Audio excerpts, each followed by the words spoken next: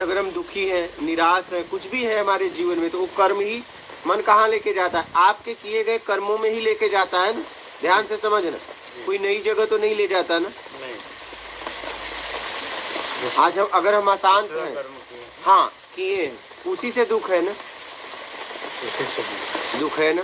तो उससे छुटकारा बस ध्यान करने से नहीं होगा, उससे छुटकारा होगा सत्कर्म करने से। तो नियमित सुबह उठ के पक्षियों को भोजन कराओ, जरूरतमंद की सेवा करो, जिस लायक आप हो, अधिकार से ज्यादा नहीं। अगर आपके पास एक रोटी है तो एक रोटी, ऐसा नहीं लाख को कम। अगर लाख भूखे हैं तो आप एक को खिला सकते तो एक को कुछ खिलाओ, एक तो कम किए।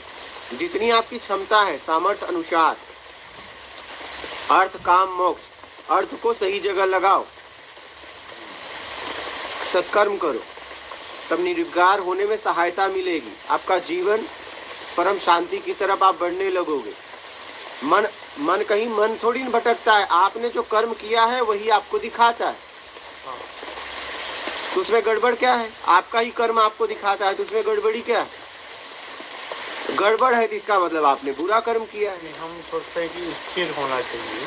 क्या स्थिर नहीं हो पाता, स्थिर नहीं हो पा रहा है, या मैं स्थिर नहीं हो पा रहा हूँ, या मन स्थिर नहीं। स्थिर कैसे होगे? कैसे स्थिर होगे? हाँ। स्थिर क्यों होना चाहते हो? स्थिर तो आप अभी भी हो। विचार जितना जमा किए हो तो विचार आएंगे ना, राग द्वेष दिखाते रहते। विचार रहित होने के लिए। विचार रहित तो कभी नहीं हो सकते। निर्विकार हो सकते हो। निर्विचार नहीं हो सकते। निर्विचार कैसे होगा? निर्विचार के लिए तो मरना पड़ेगा। महापुरुष हुए, परम स्थिति को उपलब्ध हुए, उन्हें भूख लगी, समाज से भोजन मांगे तो भूख का विचार आया, तभी न भोजन मांगे।